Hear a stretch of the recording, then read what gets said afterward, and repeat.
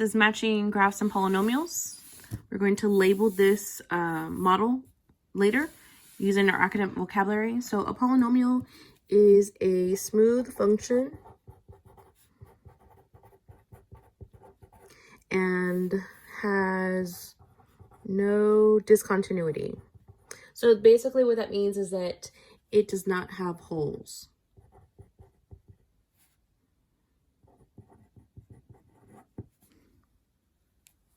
No holes. Next, you have the leading term. So this is a term with the highest power.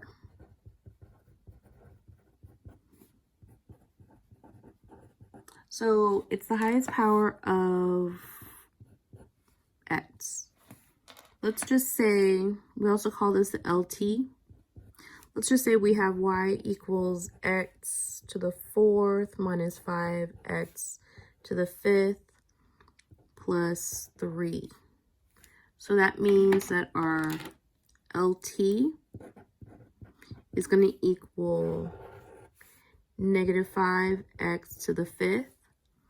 So the power of the function is 5, and it's an odd function, but this whole thing is a leading term. Then we have what's called the leading coefficient. The leading coefficient is the coefficient of the leading term.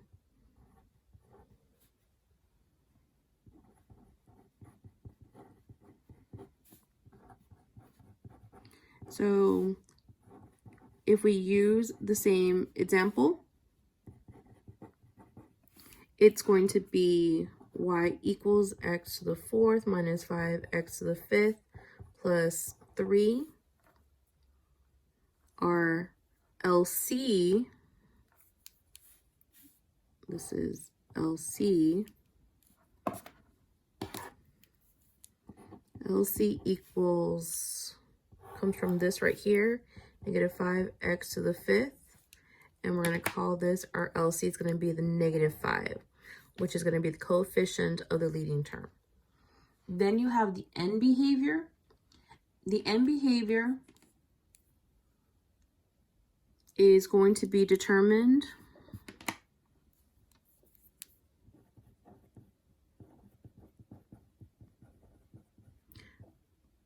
by the sign,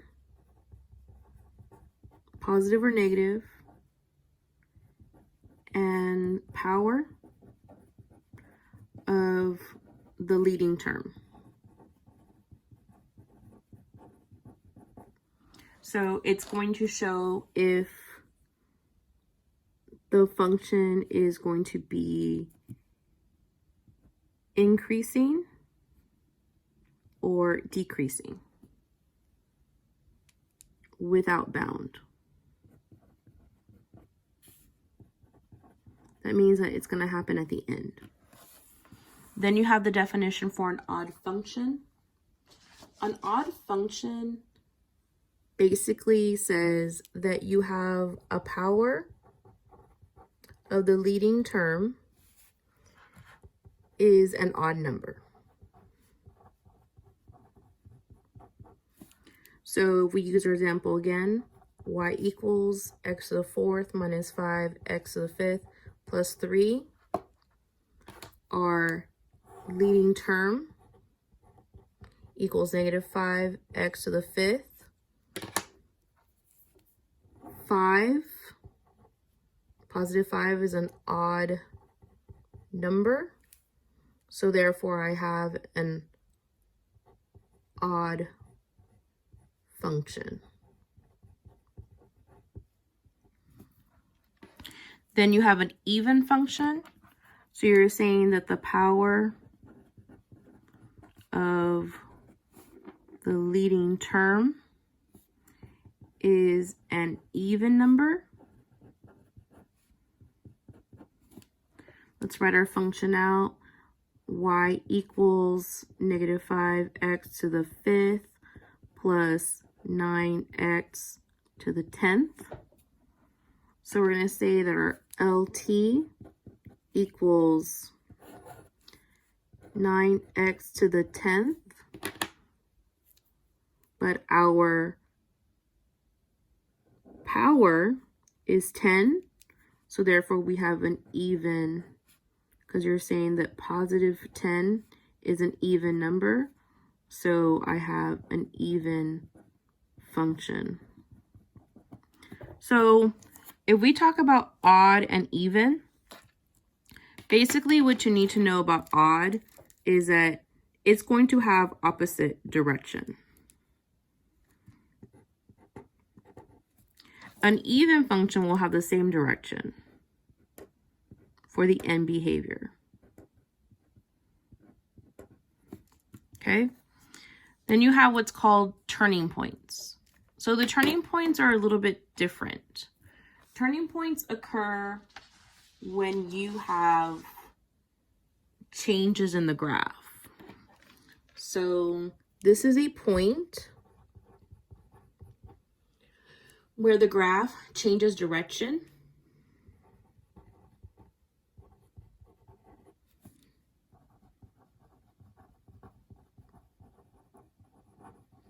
And what I mean changes direction, it becomes increasing to decreasing or vice versa.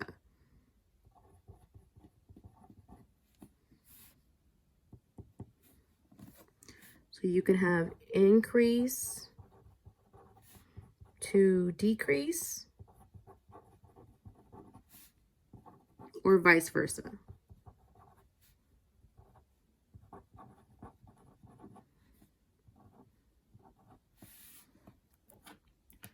Okay, multiplicity.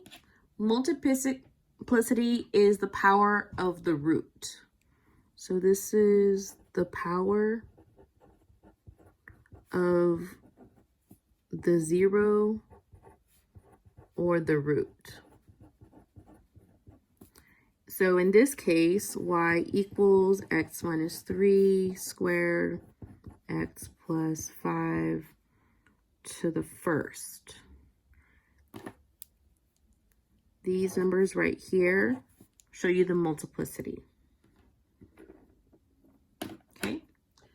All right. And then you have I, which is the absolute minimum or maximum. So absolute maximum or minimum.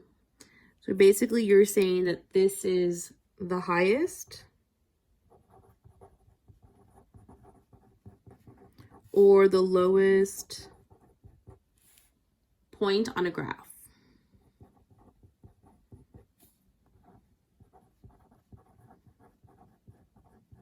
And just so you know, this may not exist.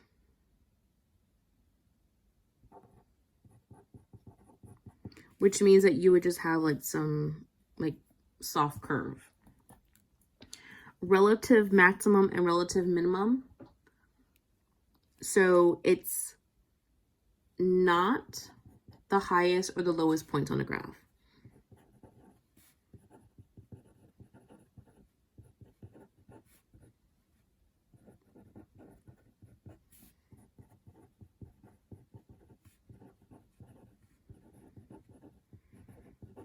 Okay. And then we have what's called a single root. Okay.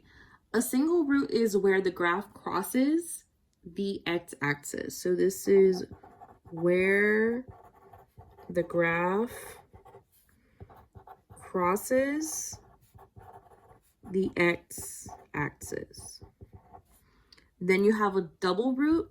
So this is where the graph touches the x-axis and turns.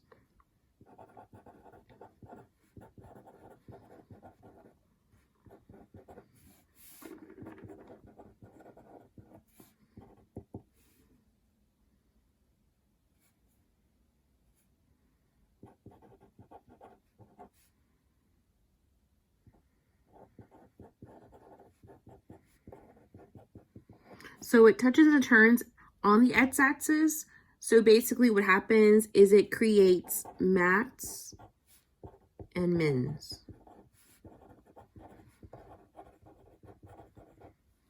Okay, and remember you can have a relative maximum or you can have an absolute maximum or minimum. And then last one is going to be the inflection point.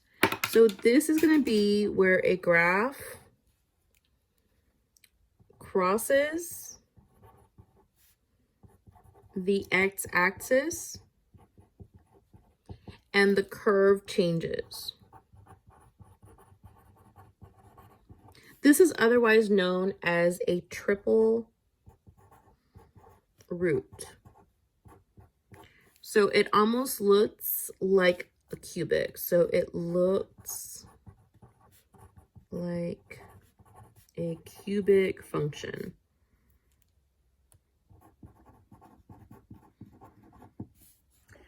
Then you have the y-intercept, and this is the point where the graph crosses the the y-axis.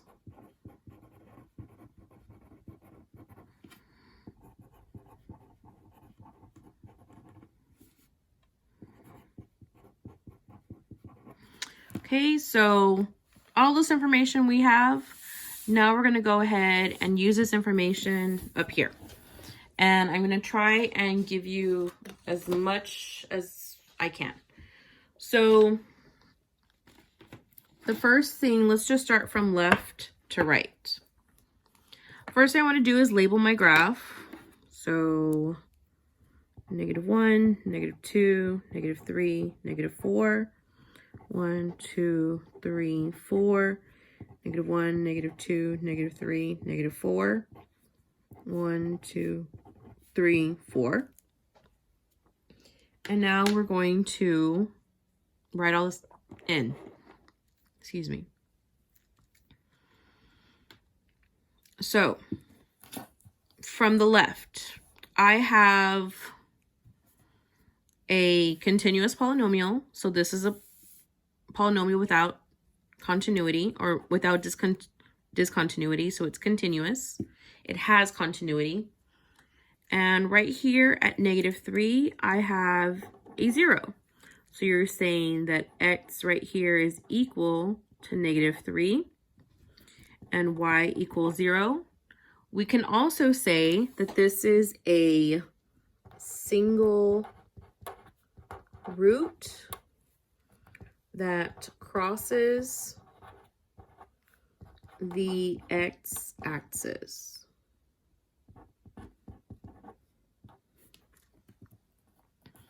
Okay, next you have a maximum. And if you're looking at your graph, I have something that increases and then I have something that decreases. So I have a change in direction. So we're going to call this, it's not the highest point. So we're going to call this a local maximum. And we're also going to call this a turning point. Okay. Now, something is happening here at -1. So x equals -1, y equals 0. And this is going to be touching. So we're going to call this a double root. And the reason why we call it a double root is because it touches the x-axis. Now let's keep on moving up on our graph. Right in here, we have something that crosses the y-axis, so we're going to call this the y-intercept.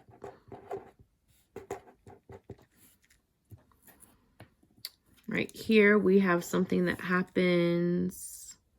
We have another high. Not only with this a double root, but we change direction again. Sorry about that. And then we have the highest point. So we're going to call this the absolute max. And it's also a turning point.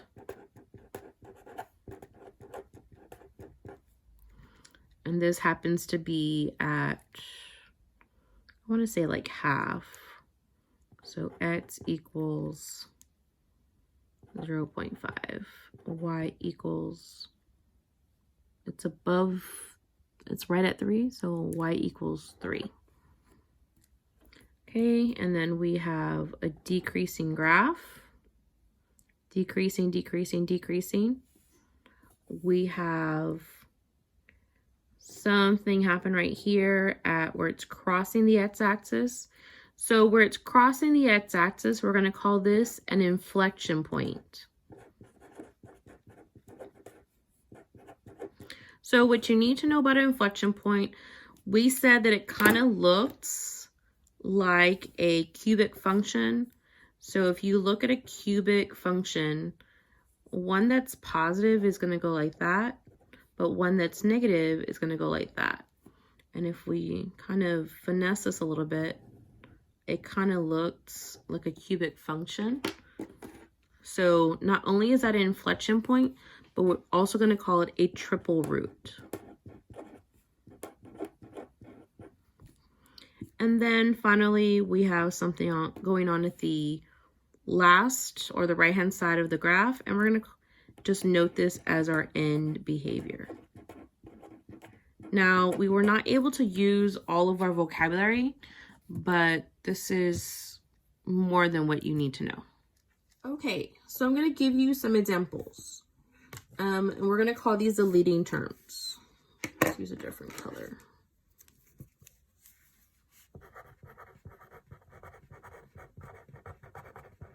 I'm going to give you an example for something that's odd and then something that's even. So in this case, I'm going to give you plus x to the third, that column. For this one, I'm going to give you negative 7x to the fifth.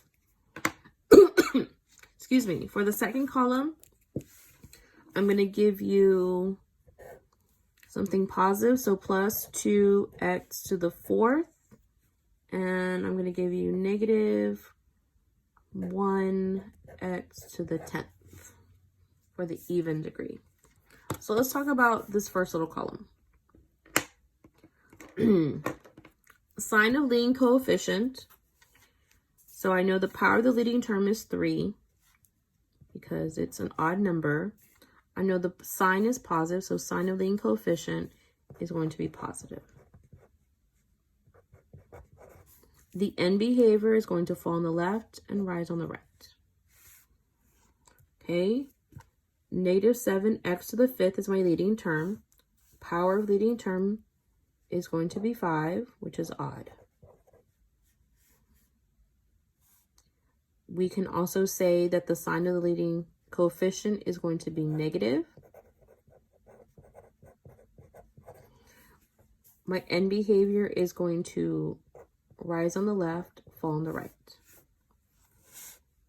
Now you have an even degree. So positive 2x to the fourth. My even degree is 4. My sign of my leading coefficient is going to be positive. So I'm going to say it's positive. And it wants to know what my end behavior of 2x to the fourth will look like. And it's going to be rising on the left and rising on the right. Okay, so now we have an even degree.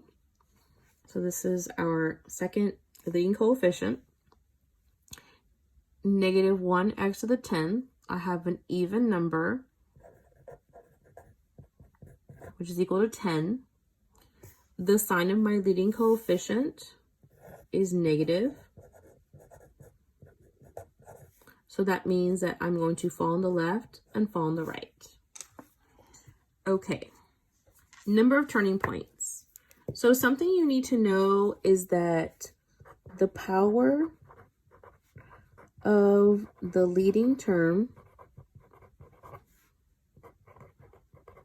is equivalent to n. And when we say that we have n minus 1, that is going to be the possible number of turning points.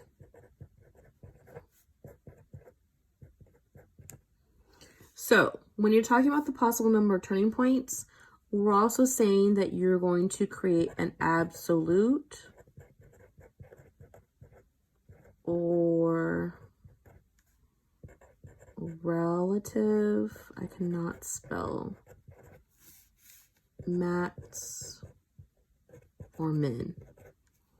So I want to talk about an absolute or relative. When we were doing our model for the first page, I said that that was a local maximum. That's the same thing as relative. Relative and local mean the same thing. So if you go down to J, relative maximum minimum is the same thing as local and relative. Those mean the exact same thing. So make sure you change it on your notes. All right, so let's use this information to answer this, what we need to know. So when you're doing your assignment, we're going to ask you to match graphs with the formulas. We've classified the formulas for quadratic, cubic, and quartic. That way you can just kind of see how each can be identified. So, power of leading term is 2. So, power of leading term is also the n. So, it's 2, which means that it's even. Sign of the leading term, it doesn't have anything in front of it, so we know it's positive. End behavior, I know it's going to rise on the left and rise on the right. Number of turning points, n equals 2, n minus 1. So it's 2 minus 1 equals 1. I have 1 turning point. So my graph is going one direction, and then it changes based on my turning point. That is the graph of f. So I know this is small, but that's the graph of f. Now we look at g of x. This is already in descending order. So power of leading term, n equals 2, which we can say it's even. Sign of leading coefficient, it's a negative. So we say negative. End behavior is going to fall on the left and fall on the right. This is the graph of g. Left and right both are going to the negative direction at the same time. Number of turning points, well, we said that n equals 2, n minus 1, 2 minus 1 equals 1, and I had 1 turning point. My graph is decreasing, and then it turned, and it changed direction. Okay. I went like that, and then it turned the other direction. All right, cubic function. So we need to circle the leading term. Power of the leading term is odd, which is equivalent to 3. Sign of the leading term is positive. End behavior, it's going to fall on the left and rise on the right. So this is the graph of f right here. Fall on the left, rise on the right. Number of turning points. We said that the power of the leading term, so n equals 3, n equals 3, n minus 1, 3 minus 1 equals 2. So you have 2 possible turning points. If we look at our graph, I have change in direction slightly, twice. Okay, g to the x, so this is my leading term, negative x to the third. Power of the leading term is odd, which is equivalent to 3. Sign of the leading term is negative. End behavior, I have a rise on the left and a fall on the right. So I rise on the left, fall on the right. Number of turning points. Again, n equals 3. So when n equals 3, n minus 1, 3 minus 1 equals 2. And I have 1, 2 turning points. My graph is going one direction. I have a turning point, changes the direction of the graph. I have another turning point and changes the direction of the graph again. Okay. Now you have something that's quartet. I have my leading term. Power of the leading term is even because it's 4. Sign of the leading term is a positive because it's 2. It's a positive 2. And behavior. Okay, so if we look back at our chart, we said if we had an even function that had a positive leading coefficient, I would have rise on the left and rise on the right. So in behavior, when it's even and positive, is rise on the left and rise on the right. Make that a little bit more defined. So my function is going to rise on the left and rise on the right. If we look at our functions, here's f of x right here. It rises on the left and rises on the right. So number of turning points.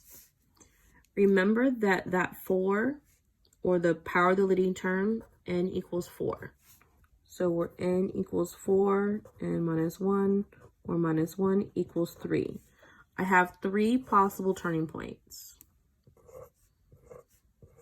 So if you look at the direction of the graph, it's going one direction, it turns again, and it turns again. So I have 1, 2, 3 turning points. Okay, so then there's g of x, using the table again.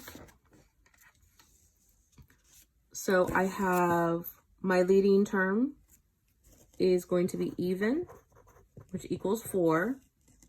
My sign of leading term is going to be negative because that is going to be a negative x to the 4th.